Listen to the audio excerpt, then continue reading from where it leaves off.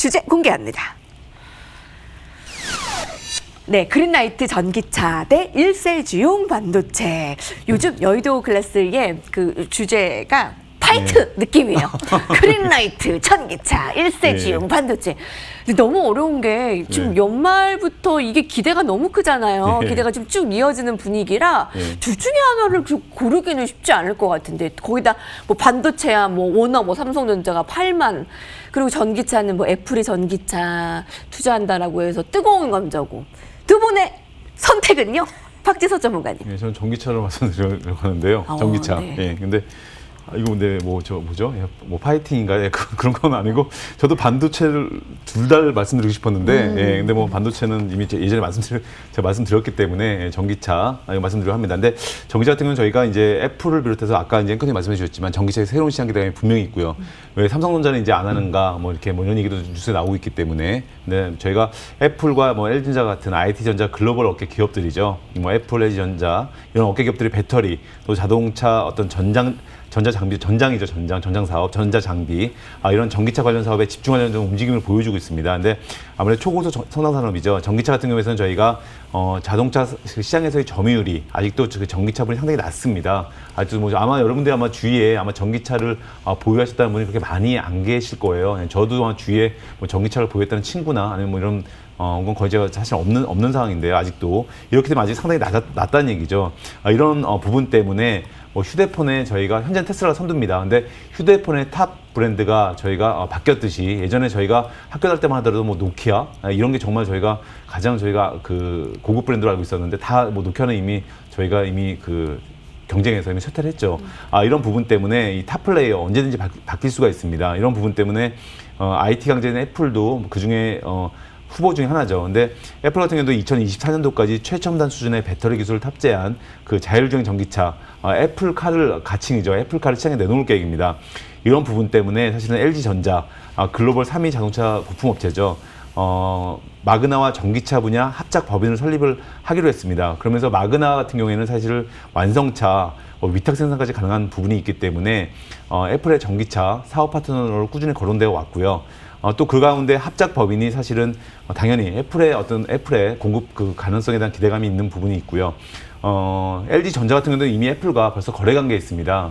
이런 부분 때문에 그 LG전자와 마그나죠. 마그나 손을 잡았기 때문에 이미 그 애플에 대한 어떤 그런 기대감, 납품에 대한 기대감 이런 부분이 분명히 애플은 사실은 그 아이폰도 사실은 다 위탁 생산이죠. 마찬가지입니다.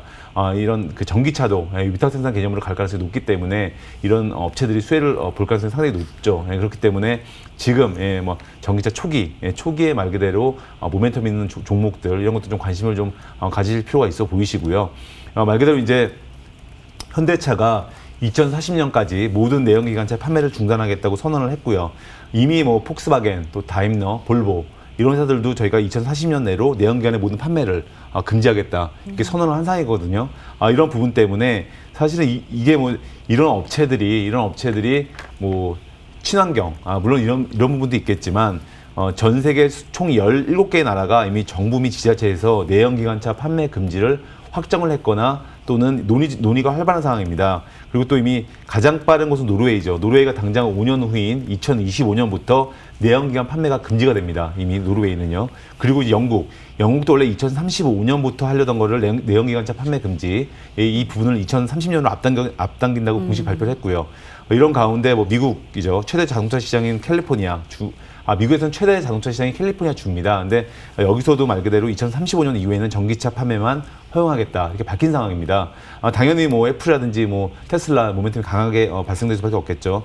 마지막으로 저희가 10년 전만 하더라도 전 세계 전기차 판매량이 불과 2만 대밖에 되지 않았습니다. 근데 지난해는 220만 대, 그래서 약 110배에 달하는 뭐 초급속 성장세를 보였고요.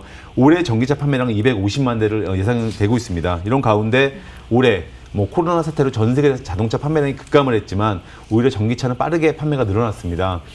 그리고 가장 중요한 게 전기차 원가의 큰 부분은 배터리입니다. 근데 이 배터리마저 가격이 하락을 하게 되면서 전기차 가격이 이 부분이 중요한데요. 전기차 가격이 내연기관 자동차보다 오히려 가격이 내려갈 수 있는 시기가 2024년도 이후가 될 가능성이 크다고 합니다. 그러니까 불과 4년 후면 지금 어떤 정부의 보조금 이런 거 없이도 전기차가 오히려 내연기관차보다 가격이 내려갈 가능성이 높다고 합니다. 뭐 그러면 당연히 많은 소비자들의 선택은 전기차로 갈 수밖에 없는 상황이 되겠죠.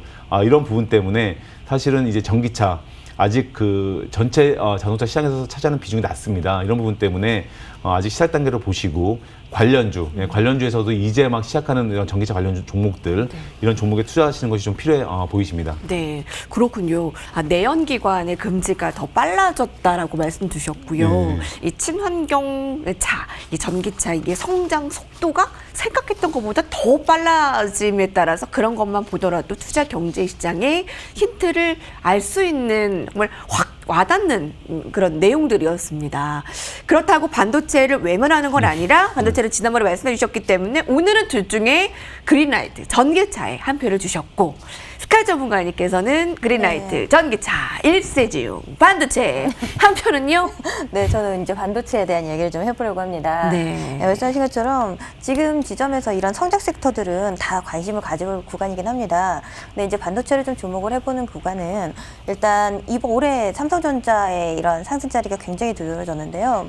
특히나 이제 2021년부터는 본격적으로 이 반도체 업황 자체가 본격적인 호황 사이클에 진입을 할 것이다라는 지배적인 의견들이 있습니다. 그래서 본격적으로 이제 2022년까지 실적 개선세가 이제 가속이 될 거다라고 이제 전망을 하고 있는데요. 특히나 이제 2020년도에는 이제 실적의 주역이었다고 본다 그러면 삼성전자의 실적의 주요는 메모리 반도체 쪽이죠. 특히 우리 국내 시장 같은 경우, 국내 기업들 같은 경우에는 이 메모리 반도체에 대한 부분들이 굉장히 치중이 좀 되어 있습니다. 그런데 실상 우리가 메모리 반도체하고 비메모리 반도체의 시장을 그 시장 규모를 비교해 보면 메모리 반도체보다 비메모리 반도체의 규모가 훨씬 큽니다. 그런데 상대적으로 우리 기업들이 메모리 반도체 쪽에 집중이 되어 있고 비메모리 반도체 쪽에 좀 취약한 그런 상황이었기 때문에 우리가 이제 작년부터 적극적으로 정부 그리고 삼성전자가 주축이 돼서 이 비메모리 반도체에 대한 투자를 계속해서 진행을 했습니다. 삼성전자 같은 경우에는 반도체 2030 비전을 발표하면서 연구개발 분야에 73조 원, 그다음에 첨단 생산 인프라 구축에 60조 원을 투자해서 총 133조 원의 규모의 대규모 투자를 예고를 하면서 본격적으로 비메모리 반도체 시장을 좀 선점하겠다, 본격적으로 스타트를 하겠다라는 그런 포부를 밝힌 바가 있는데요. 정부 역시도 2030년까지 R&D 자금에 1조 원, 그다음에 전문 인력에 17,000명을 양성을 하겠다라고 하면서 비메모리 반도체 시장에 대한 본격 육성에 대한 예고를 하고 있습니다. 근데 이 비메모리 시장 같은 경우에는 아까 말씀드린 것처럼 이 메모리 반도체 시장에 비해서 2배 규모의 이런 시장이거든요. 그래서 이 같은 투자 부분들이 이제는 본격적으로 성과를 가시할 수 있을 만한 이런 부분들로 보면서 사실 이제 우리가 반도체만 놓고 본다 그러면 지금 어느 정도 안정적인 실적을 내고 있고 거기에다 플러스로 추가적인 이런 업황 호황과 함께 본격적으로 또 추가 실적에 대한 기대감을 갖고 있지만 우리가 이제 비메모리 시장을 놓고 본다면 진짜 그야말로 우리 국내 기업으로 놓고 본다면 성장 섹터라고 볼 수 있는 구간이거든요. 그렇기 때문에 올해는 이 같은 비메모리 시장에 대한 이런 실적 부분들이 함께 우리가 기대가 좀 되면서 본격적으로 반도체 시장에서 추가적인 이러한 기대감들을 가져갈 수 있다고 봅니다. 근데 거기서 특히나 우리 정부가 지속적으로 강조를 하고 있는 게 AI 강국입니다. 우리가 4차 산업에 대한 본격적인 스타트를 할 건데 앞서 말씀드린 것처럼 우리 이제 미국 같은 경우에도 신정부가 이제 다시 시작을 하면서 본격적으로 4차 산업에 대한 선점에 대한 노력을 할 것이고 우리도 이제 코로나19가 어느 정도 안정화가 된다라고 한다 그러면 그 같은 가정 하에 우리가 이제 비온 뒤에 땅이 굳어지듯이 코로나 이전의 상태로 회복되는 것 플러스로 추가적으로 우리가 이제 본격적인 글로벌 강국으로 도약을 하기 위한 기술적인 부분에 대한 적극적인 투자가 있을 것인데요. 그러기 위해서 우리가 이제 AI에 대한 집중적인 정부의 정책 방향을 좀 예고를 하고 있습니다. 저번에도 한번 말씀드린 적이 있는데요. AI 반도체 산업 발전 전략을 연말에 발표를 하면서 2030년까지 글로벌 시장 점유율을 20% 이상을 목표를 하겠다라고 이야기를 하면서 구체적인 로드맵을 발표를 했습니다. 그래서 AI 반도체라는 특수 분야에 대해서 집중적인 이런 투자와 그다음에 정부의 이런 지원들 이런 부분들을 예고를 하고 있는데요. 이 AI 반도체 자체가 이런 비메모리 반도체 분야이기 때문에 함께 이 같은 이런 정책적인 부분에 대한 수혜까지 함께 아울러서 기대를 하면서 2021년도에는 이 반도체 시장의 새로운 거점을 좀 열 수 있는 그런 구간이 되지 않을까 싶습니다. 네. 그래서 본격적으로 이러한 시장 성장과 함께 어찌 보면 우리가 올해 한 해 2020년을 돌아보면 바이오가 시장을 정말 주도했다라고 한다면 2021년도에는 이 같은 비메모리 반도체의 성장과 함께 반도체가 시장의 정말 주력이 되는 그러한 주도 섹터가 되지 않을까라는 기대감을 가져보고 있습니다. 네, 2020년이 바이오가 좀 크게 이끈 한 해였다면 2021년은 그게 반도체가 이끌 것이다라는 부분. 근데 메모리 하면은 절대 강자가 뭐 삼성, SK 누라 뭐라 해도 투탑이지만 비메모리 쪽에는 이게 아직은 이익보다도 투자가 더 필요한 게 아니냐라는 궁금증이 있을 수 있거든요. 성장 그 투자 수익성에 대한 면에서는 어떻습니까? 네, 앞서 말씀드린 것처럼 사실 올해부터 막 진행하기보다는 우리가 이전부터 몇 년 전부터 계속해서 비메모리에 대한 투자가 있었습니다. 그리고 작년에 이제 대규모 투자를 예고를 했고 올해 같은 경우에도 정부가 추가적인 지원책에 대한 예산안을 계속해서 편성을 하면서 이런 부분들이 계속 발표가 되고 있습니다.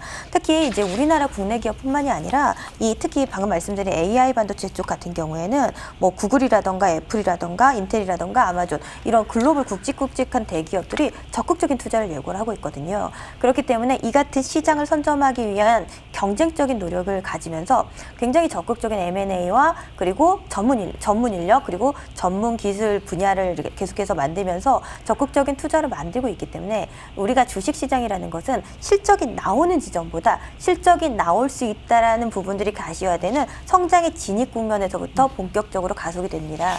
그렇기 때문에 2021년은 그 같은 기대감들이 녹아가면서 전반적인 이슈가 계속해서 나올 수 있는 구간이 아닐까 싶기 때문에 오히려 지금이기 때문에 투자의 메리트가 있지 않을까 싶습니다. 네, 그렇군요. 오늘 참 공교롭게 이 두 대결 무대에서 둘 다 물론 좋지만 아마 2021년의 주인공들이 될 것입니다. 전기차, 반도체 한 표씩 주셨는데 전기차에 대해서 말씀을 주셨으니까 말인데요. 참 그 역할을 리드가 테슬라가 먼저 있고 거기다가 또 애플이 또 뛰어들었잖아요. 완전 원투 펀치를 우리가 받았는데 우리나라의 기업들이 설 자리는 이라는 궁금증이 서게 됩니다. 네, 사실은 뭐 우리나라 기업들은 이미 설 자리를 다 이미 확보를 많이 하고 있는 상황이죠. 근데 중요한 게 저희가 삼성전자가 이제 이제 LG 또 테슬라 이런 LG 애플 이런 경쟁사인 어떻게 보면 전자업체들이죠.